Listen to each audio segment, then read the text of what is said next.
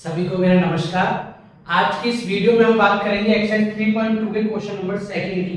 लेकिन इससे पहले जिसने भी मेरी जो इंट्रोडक्शन वाली वीडियो है अगर वो नहीं देखी हो इस चैप्टर की, तो सबसे पहले वो देख के आए, क्योंकि इस क्वेश्चन को सॉल्व करने के लिए हमको वो बेसिक कॉन्सेप्ट्स पता होने चाहिए जो इस क्वेश्चन से रिलेटेड है। उसमें मैंने आपको सारी चीजें बताई हैं जो इस क्वेश्चन में हम लोग सॉल्व करने वाले हैं, जिसका लिंक आपको ऊपर दिख रहा होगा, तो वो जाके पहले आप देखें और फिर हम इस क्वेश्चन को आप लोग बहुत इजीली समझ पाओगे। आपको वो चीज याद रहेगी कि हम ऐसा क्यों कर रहे हैं। तो स्टार्ट करते हैं इस वीडियो को इस क्वेश्चन के साथ में। तो क्वेश्चन क्या बोल रहा है मैं आपको समझा देता हूं।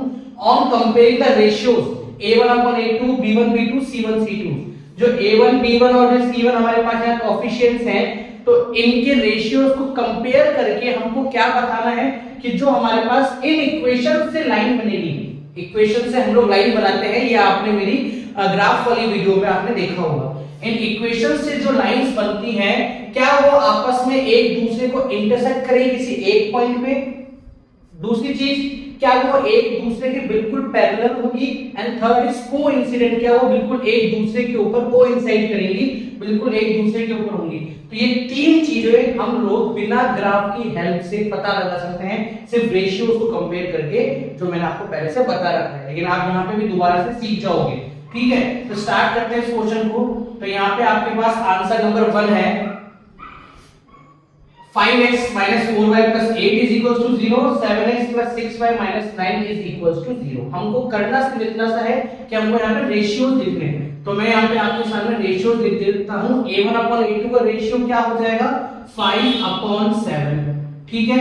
b1/b2 का रेशियो क्या हो जाएगा -4/6। ध्यान रहे कि हम लोग यहाँ माइनस का भी यूज करेंगे क्योंकि यहाँ पे इक्वेशन में माइनस है इसलिए।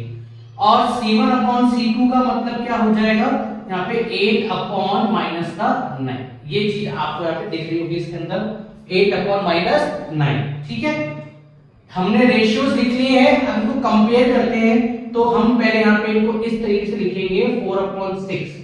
क्या आपको ये दोनों जो यहाँ पे रेशियो हैं ये इक्वल लग रहे हैं? किसी भी मेथड से इसको अगर आप सॉल्व करोगे तो क्या इक्वल है? ये बिल्कुल भी एक दूसरे के इक्वल नहीं है, तो मतलब ये क्या है अनइक्वल। और ध्यान रखिए अगर स्टार्टिंग वाले दोनों ही अनइक्वल होते हैं तो थर्ड वाले को कंपेयर करने की आपको कोई जरूरत नहीं है, ठीक है। तो इस रेशियो को कंपेयर करने से हमको क्या पता लगा कि हमारे पास कुछ इस टाइप का रेशियो था। हमने पढ़ा था a1/a2 is not equals to b1/b2। जिसने वो टेबल याद की होगी, समझी होगी, उसको इस रेशियो के बारे में पता होगा कि ऐसा एक रेशियो आया था। तो अगर एक ऐसा रेशियो आया था तो इस रेशियो से हम सॉल्यूशन का टाइप पता लगा सकते हैं कि इन इक्वेशंस का सॉल्यूशन जो होगा वो कैसे आएगा सॉल्यूशन। तो यस हम पता लगा सकते हैं कि सर आपने बताया था कि जब भी ऐसा कोई होता है कि दोनों ही स्टार्टिंग वाले अनइक्वल होते हैं, a1/a2 is not equals to b1/b2 अगर होता है, तो यहाँ आपके पास सॉल्यूशंस कौन से आते हैं? यूनिक सॉल्यूशन आते हैं। कौन से आपके पास सॉल्यूशन आते हैं? Unique solution. ध्यान रखिएगा, क्या हम सॉल्यूशन को देखकर उनके ग्राफ के बारे में बता सकते हैं क्या? यस, हम सॉल्यूशन को देखने के बाद ग्राफ के बारे में बता सकते हैं। तो जो सॉल्यूशन यूनिक है, इसका मतलब ग्राफ इसका बन रहा होगा इंटरसेक्टिंग, क्योंकि मैंने आपको बताया था कि लाइंस एक दूसरे से मिलनी चाहिए। अब अगर वो एक बार मिले चाहे बहुत बार मिले, एक बार मिलने पर एक आंसर आएगा, बहुत सारे बार मिलने पर इनफाइनाइट आंसर्स आएंगे।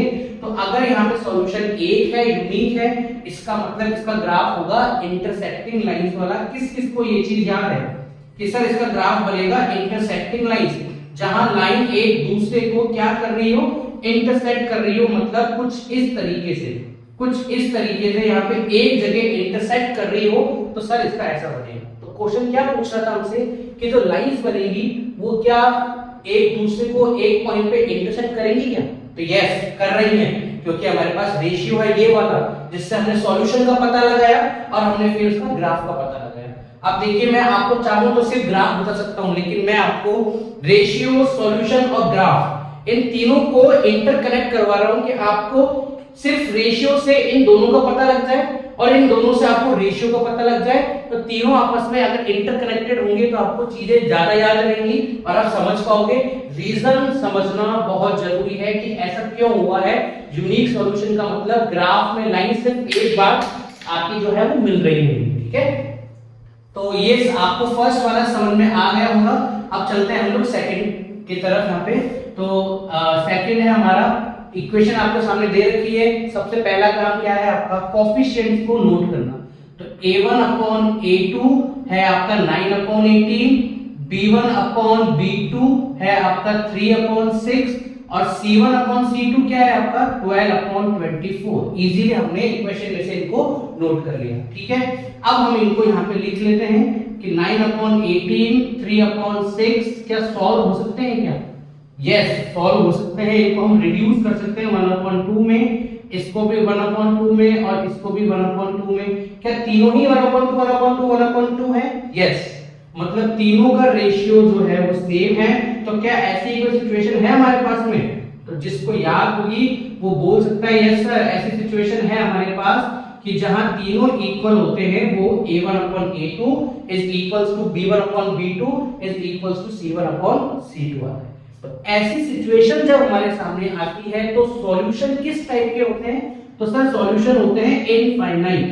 अब कौन सा बच्चा ऐसा है जो पता लगा लेगा कि इनफाइनाइट सॉल्यूशन का ग्राफ कैसे बनेगा, जिसने ग्राफ सॉल्यूशंस को समझा होगा? तो इनफाइनाइट का मतलब, मैं दोबारा से रिपीट कर देता हूं, बहुत सारे आंसर्स। और आंसर्स बहुत सारे कब आएंगे? जब लाइंस आपस में एक दूसरे को बहुत बार इंटरसेक्ट कर रही हो। ऐसा कब होता है जब लाइन एक दूसरे को बहुत बार इंटरसेक्ट करती है? वो सर तब होता है जब लाइंस होती हैं कोइंसिडेंट। कोइंसिडेंट का मतलब हर जगह एक दूसरे से मिलना, कोइंसिडेंट लाइंस का काम होता है। जैसे कि अगर मैं यहाँ ग्राफ बनाता हूं तो ये जो लाइन है ये दोनों आपस में एक दूसरे को बिल्कुल ओवरलैप कर रही है, मतलब हर पॉइंट पे मिल रही है, इसलिए बहुत सारे आंसर्स हमको मिल रहे हैं। तीनों चीजें मैंने आपको आपस में क्या करवा दी है? आपको तीनों चीजें मैंने आपस में बिल्कुल कनेक्ट करवा दी है। थर्ड वाले पे अगर हम चलते हैं तो सबसे पहला काम क्या है आपका कि सर आप एक काम करो, आप इनके रेशियोज को लिख लो। तो मैं लिखता हूं यहाँ पे 6/2 -3/-1। अब कोई बोलेगा सर यहाँ 1 तो है ही नहीं, तो आपने क्यों लिखा? तो जिस भी वेरिएबल के आगे कोई नंबर नहीं होता है तो वहां क्या नंबर होता है? वहां 1 नंबर होता है। ठीक है, और दूसरा है हमारा 10/9। तो क्या इनमें कोई सिमिलरिटीज है? इनको हम लोग सॉल्व कर सकते हैं क्या? तो देखो, इसको तो हम सॉल्व कर सकते हैं। कितना आंसर आएगा? 3 माइनस माइनस प्लस हो जाएगा तो भी क्या आंसर है हमारे पास? 3। लेकिन क्या 10/9 सॉल्व हो सकते हैं क्या? नहीं, 10/9 आपका सॉल्व नहीं हो सकता। इसका मतलब ये तो इक्वल है लेकिन ये क्या है आपका? अनइक्वल। तो ऐसी कोई सिचुएशन है हमारे पास? यस है। जब a1/a2 इक्वल्स होता है b1/b2 के, लेकिन नॉट इक्वल्स टू किसके होता है? c1/c2 के। तो जब ऐसी कोई सिचुएशन हमारे सामने आती है तो क्या आप मुझे सॉल्यूशन का टाइप बता सकते हो क्या? सर बता सकते हैं ना, नो सॉल्यूशन। और अगर नो सॉल्यूशन आपको पता लग गया तो आप मुझे ग्राफ के बारे में बता सकते हो क्या? हाँ सर, नो सॉल्यूशन का मतलब होता है कोई आंसर नहीं आना। और ऐसा कब होता है कि हमको कोई आंसर नहीं मिले? तो सर जब हम ग्राफ बनाते हैं और उस ग्राफ में लाइंस एक दूसरे को टच ही नहीं करती हो, इंटरसेक्ट नहीं करती हो, मिलती ही नहीं हो, तो सर वो ग्राफ बनता है पैरेलल लाइन से। पैरेलल लाइंस का ये काम होता है कि आपस में मिलती ही नहीं है कहीं पे भी जाके। तो जब लाइंस आपकी बनती है ऐसे और ग्राफ आपका ऐसे होता है तो इसका मतलब आपके पास क्या सॉल्यूशन आएगा? No solution. तो ये क्वेश्चन नंबर सेकंड मैंने आपको सॉल्व करवाया। इसके पीछे का मोटिव यही था कि हम जो टेबल आपको आपकी एनसीईआरटी बुक में दे रखी है, जो मैंने आपको समझाई भी थी प्रीवियस वीडियो के अंदर, तो उस टेबल को समझने के बाद ये क्वेश्चन आपको सॉल्व करना था। बहुत इंपॉर्टेंट क्वेश्चन है, कंपेयर द रेशियोज वाले के आगे हम लोग और भी क्वेश्चन सॉल्व करेंगे। ये बहुत बेसिक क्वेश्चन था, बिल्कुल बेसिक फंडामेंटल वाला क्वेश्चन है जिसके ऊपर बहुत सारे क्वेश्चंस बनते हैं। तो जिनको रेशियो, सॉल्यूशन और ग्राफ समझ में आ गया उनके लिए उस टाइप के क्वेश्चंस बहुत इजी होंगे। तो ये मैंने आपको क्वेश्चन सेकंड समझा दिया है। चलते हैं क्वेश्चन नंबर थर्ड की तरफ। क्वेश्चन नंबर थर्ड क्या कहता है, अगर पढ़ लेते हैं इसको हम लोग। रेशियोज को कंपेयर करने के बाद हमको फाइंड आउट करना है कि जो हमारी लीनियर इक्वेशंस हैं वो कंसिस्टेंट है कि इनकंसिस्टेंट। कंसिस्टेंट का मतलब होता है ऐसी लीनियर इक्वेशंस जो हमको आंसर देती हैं, जिनके पास आंसर होता है। अब वो चाहे एक आंसर हो चाहे बहुत सारे। एक आंसर का मतलब यूनिक सॉल्यूशन हो या फिर बहुत सारों का मतलब इनफाइनाइट सॉल्यूशंस हो। तो ऐसी लीनियर इक्वेशन जो हमको यूनिक और इनफाइनाइट देंगी वो कंसिस्टेंट होंगी, और इनकंसिस्टेंट होंगी जो हमको आंसर लाके नहीं देंगी। तो जो हमको आंसर लाके नहीं देती हैं वो उनके पास नो सॉल्यूशन होता है, ठीक है। और उस टाइप की लीनियर इक्वेशंस को हम लोग क्या बोलते हैं, इनकंसिस्टेंट लीनियर इक्वेशंस बोलते हैं, ठीक है। तो अब हमको ये सॉल्व करना है, बिल्कुल सेम क्वेश्चन है जो हमने सेकंड क्वेश्चन सॉल्व किया, as it is same format same method, कुछ नहीं है, सिर्फ एक चीज हमको एक्स्ट्रा बतानी है, कंसिस्टेंट है कि इनकंसिस्टेंट, बाकी मेथड बिल्कुल सेम है। तो मैं यहाँ पे कोएफिशिएंट्स नहीं लिख रहा हूं, मैं सिर्फ सीधा लिख रहा हूं, लेकिन आपको प्रॉपर फॉर्मेट में करना है, आपको कोएफिशिएंट्स लिखने पड़ेंगे, a1 a2 क्या है, b1 b2 क्या है, उस तरीके से। तो यहाँ पे हमारे पास a1 a2 है 3/2, b1 b2 हमारे पास 2/-3, और c1 c2 हमारे पास 5/7, ठीक है। ये हमारे पास क्या होगा, c1 और c2 हो गए। चेक कर लेते हैं इनमें कोई सिमिलरिटीज है क्या। तो आपको खुद को पता है कि 3/2 और 2/-3 सेम नहीं होता, इसका मतलब ये तो दोनों जो हमारे पास हैं ये दोनों आपस में क्या हो गए, अनइक्वल हो गए। तो हमको थर्ड को चेक करने की जरूरत नहीं है, बार बार मैं आपको बता रहा हूं, पहले भी बताया था कि जब स्टार्टिंग वाले दोनों अनइक्वल होते हैं तो सी को चेक ही मत करो आप। तो क्या ऐसी कोई हमारे पास कंडीशन है क्या, तो यस ऐसी हमारे पास कंडीशन है कि जब दोनों ही अनइक्वल होते हैं ना स्टार्टिंग वाले, तो इस टाइप की कंडीशन से हमको क्या पता लगता है कि सर इसमें सॉल्यूशन कौन सा होगा, यूनिक सॉल्यूशन होगा। बहुत सिंपल सी बात है, जिसको याद है उसको फटाफट से आंसर आ जाएगा। यूनिक सॉल्यूशन का ग्राफ क्या बनता है, यूनिक सॉल्यूशन ग्राफ बनता है इंटरसेक्टिंग लाइंस वाला। देखो मैं आपको नीड नहीं है इस क्वेश्चन में ये चीज करने की, इस क्वेश्चन में ग्राफ लिखने की नीड नहीं है, मैं सिर्फ आपको याद दिला रहा हूं और बार बार समझा रहा हूं कि तीनों चीजों का इंटरकनेक्ट होना बहुत जरूरी है, तीनों चीजों का रिलेशन समझना बहुत जरूरी है। तो जब हमारे पास आंसर आ रहा है यूनिक सॉल्यूशन मतलब एक आंसर, एक ही तो आंसर आ रहा है, एक भी अगर आंसर आता है तो उस टाइप की लीनियर इक्वेशंस क्या होती है बेटा, कंसिस्टेंट लीनियर इक्वेशंस होती हैं। समझ में आया क्या, आया होगा, दोबारा बोल देता हूं, जिनके पास एक सॉल्यूशन ही क्यों ना हो, एक आंसर क्यों ना हो, उस टाइप की लीनियर इक्वेशंस क्या होती है हमारे पास, कंसिस्टेंट लीनियर इक्वेशंस होती है। अब अगर हम बात करते हैं हमारे सेकंड क्वेश्चन की तरफ, तो यहां पे मैं डायरेक्ट कोएफिशिएंट्स लिख देता हूं 2/4 -3/6 और 8/9। चेक कर लेते हैं तीनों में कोई सिमिलरिटीज है क्या। तो अगर आपको दिखेगा तो ये 1/2 हो जाएगा, माइनस से माइनस कटने के बाद ये भी 1/2 हो जाएगा, मतलब दोनों हैं इक्वल। लेकिन 8/9 को हम लोग रिड्यूस कर सकते हैं क्या, नहीं कर सकते, मतलब ये है इसके अनइक्वल। तो क्या ऐसी कोई सिचुएशन है जहां पे एक इक्वल हो और एक अनइक्वल हो, कोई सिचुएशन है क्या ऐसी। तो यस ऐसी कंडीशन, ऐसी सिचुएशन हमारे पास में होती है जब हमारे पास नो सॉल्यूशन आता है, एक इक्वल और एक अनइक्वल सॉल्यूशन। तो ऐसे सॉल्यूशन का ग्राफ क्या बनता है, तो सर नो सॉल्यूशन जब आता है जब हमारे पास कौन सी लाइंस होती है, पैरेलल लाइंस होती हैं। तो जब हमारे पास आंसर ही नहीं आ रहा है तो मुझे बता दो ये इनकंसिस्टेंट होगी कि कंसिस्टेंट। आपको बताया मैंने इनकंसिस्टेंट का मतलब जो आंसर नहीं देती हमको, तो वो हो गई आपकी इनकंसिस्टेंट, वो हो गई आपकी कौन सी, inconsistent pair of linear equations, ठीक है।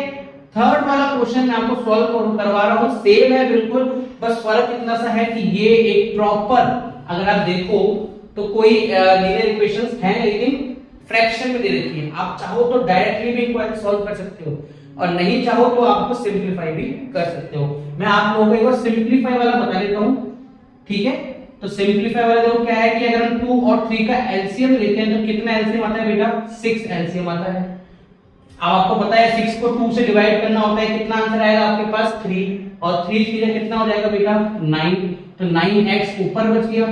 सेम चीज 6 को 3 से डिवाइड करेंगे 2, और 2 5 से कितना हो जाएगा 10। जिनको फ्रैक्शंस को सॉल्व करना आता है उनको ये एलसीएम डिवाइड मल्टीप्लाई आता होगा, ठीक है।